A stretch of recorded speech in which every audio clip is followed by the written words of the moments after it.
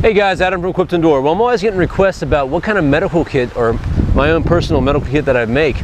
And the truth of the matter is I'm really into buying pre-kits and kind of putting them together into these kind of Frankenstein kits. And the reason being is most of the time you can get some pretty good value if you buy larger kits and break them down into smaller kits for yourself.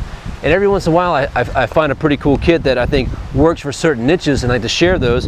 And here's a Adventure Medical Kit, Medikit 0.5. This is a pre-made kit. It's not bad. It's an ultralight kit, very compact. It's a soft pack. But one cool thing about this is it actually comes with dual waterproof bags. And we're gonna pop this open real quick and show you guys, so just stand by.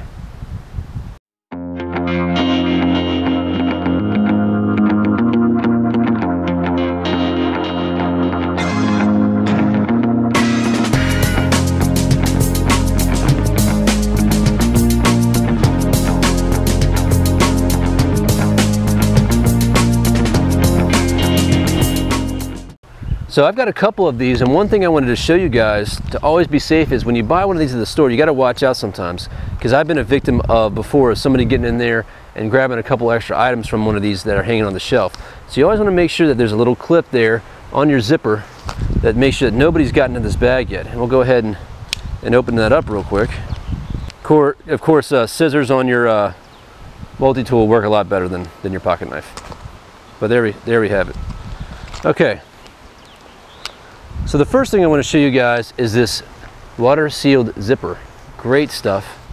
Go ahead and pull that open and we'll grab the bag inside, which is also waterproof. Now, one cool thing about these bags is I've tested bags like this before. Although they're waterproof, what I found is every once in a while you might get a little bit of a leak with the water pressure inside. But the reason why I like these waterproof bags is especially for the ultralight kits. If you do any kayaking or any type of water exploration, you want to pack a kit in there that you can get to easily, of course, but you know, most of the time, especially if you're doing kayaking or canoeing, you want something that you can get in and out pretty quickly, and you don't have to worry about it being soggy.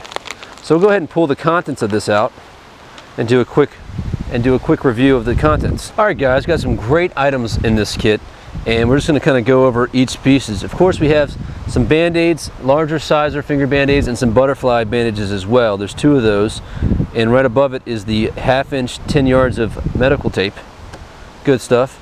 There are some knuckle bandages as well, and also some 1x3 bandages. Also, we have two different size pieces of gauze, a 3x3 piece of gauze and a 2x2, a few 2x2 pieces of gauze. On top of them, you can see I have the 3 safety pins that come with it. So most of your dressing stuff, and of course some gauze bandage to wrap up anything. And of course we have insect bite repellent, some sturdy alcohol pads. You can also use these to start a fire. Some antiseptic towels, antiseptic stick, some antibiotics, some antihistamine pills, ibuprofen, of course aspirin.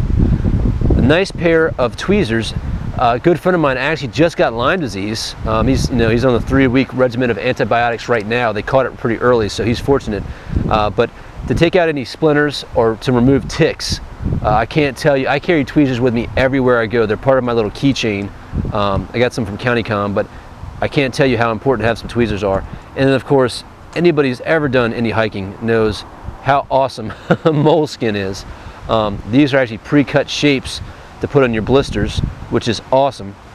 You guys probably can't perceive that right now, but you know, if we separate right there, you probably see the lines there. So moleskin is good stuff. You got to watch out. We don't want that to get that dirty.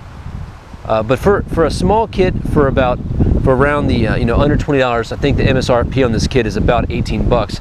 It's not bad at all. Very light, and like I said before, you do have your 2 waterproof bags. So even in the survival situation, this dry flex bag right here would be an awesome kit to hold some water. And you probably get 1/2 quart of water in there. So good stuff all together. And then you have the outer shell bag as well, which is water resistant. So good stuff. Now some of these pre-made kits, what I like about them is you can kind of pick and choose to add to your kit. I love these individually packaged items, and the reason being is that I can't tell you how many tubes of Neosporin that I've had ooze into my bag because a cap got loose and it fell out or whatnot, or how many pills that I've had crushed because I had them in a plastic baggie because the container themselves were too bulky and I wanted to take that out of my kit. So in all, great stuff. Not a bad little kit for a price. This is a one-person kit for about 2 days of injury, so make sure you understand that the amount of time that a kit like this would sustain you for. So this would, this kit would be ideal for an overnighter or maybe a day and a half type pack. But remember, two is one and one is none. So be prepared for a kit like this not to sustain you very long. This is something that would fit very well in a small EDC bag, or even in your cargo pockets if you're going for a hike. And this will not be a long range, of course, traumatic kit. This is, I fell down and scraped myself, I got a bee sting, or I got some kind of small laceration, some kind of or abrasion, and you want to fix it real quick so you can get back to camp or seek further medical care. So just make sure you guys have a full understanding of what the kit should be. If you're just going to throw this kit in your pack and think that you're good to go for a first aid situation, this kit is not that. This kit is for small cuts, scrapes, and bruises, bee stings, small insect bites, to deal with pain and discomfort until you get back to your base camp and you can get further medical help. So let's just pack this all back in the pack, and we'll see how simple that is, because that's always a test for me. Is this kit easy to pack back in the pack? And if it is, that means you can also throw some extra stuff in there, which is always a bonus, because we love to add extra gear to our kits. So I'm going to take care of this big stuff first, because it's the stuff that's most likely to fly away on me.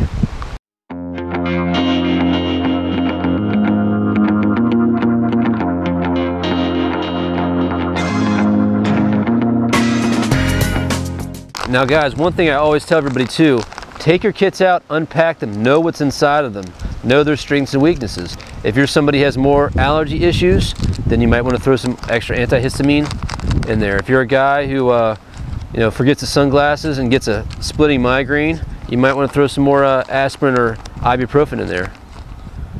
I think, alcohol wipes, you can never have enough. I think these are so multi-purpose. Great stuff.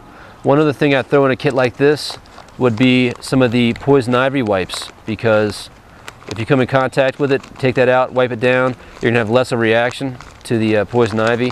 And most of the time we don't have any Dawn soap or anything out there. So you guys can see the volume of the bag. You can easily throw some extra stuff in here. And just for example, I'm gonna throw in a ferrocene rod in here, no problem. Maybe a little blast match. It would also be pretty cool to throw in here too is a space blanket, or one of the emergency blankets. So plenty of room to throw some extra stuff in here. Like I said before, the bag itself is pretty nice to have that waterproof bag, and it's an extra level of redundancy for any kind of water capture or anything else. So seal that back up, and then our secondary bag, throw that back in here pretty easily. Actually, wouldn't that be funny? That's the hard part, to get this in here.